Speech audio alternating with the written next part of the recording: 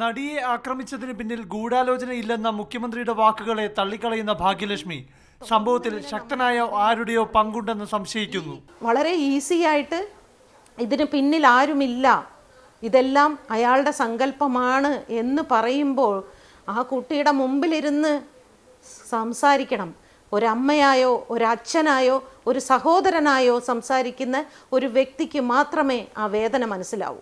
ഒരു കാര്യം മാത്രം ഞാൻ ഉറച്ചു വിശ്വസിക്കുന്നു, ഈ പെൺകുട്ടിയുടെ വിഷയത്തിൽ അതിശക്തരായ ആരോ ഉണ്ട്. അത് മാത്രം എനിക്കറിയാം. നടി പറഞ്ഞ പ്രകാരം ആക്രമണം കൊട്ടേഷനാണെന്ന് ഇപ്പോഴും ഉറച്ചു വിശ്വസിക്കുന്നു. പിന്നിൽ ഒരു കൊട്ടേഷൻ സംഘം ഉണ്ട് എന്നുള്ളത് തന്നെയാണ് ഇതുവരെ ഈ പെൺകുട്ടി പറഞ്ഞു കേട്ടതിൽ നിന്ന് നമുക്ക് വ്യക്തമായ ഒരു കാര്യം. അത് അങ്ങനെ വെറുതെ അങ്ങ് വിസ്മരിക്കാനൊന്നും തള്ളിക്കളയാനൊന്നും പറ്റില്ല. കേസ് ഒന്നുമല്ലാതെ പോകുമെന്ന് അക്രമത്തിനിരയായ നടിക്ക് ആശങ്കയുണ്ടെന്നും ഭാഗ്യലക്ഷ്മി പറഞ്ഞു.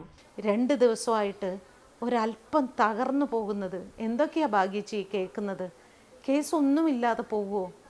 ഇതിന് പിന്നിൽ ആരും ഇല്ലെന്ന് പറയുന്നല്ലോ. അവൻ എന്നോട് എത്ര ശക്തിയായിട്ടാണ് അവൻ എന്നോട് പറഞ്ഞതെന്നറിയോ? പൾസർ സുനി മാധ്യമങ്ങളോട് പറഞ്ഞ വാക്കുകൾ ദുരൂഹമാണെന്ന് ഭാഗ്യലക്ഷ്മി ആരോപിച്ചു. മാതൃഭൂമി ന്യൂസ്, തിരുവനന്തപുരം.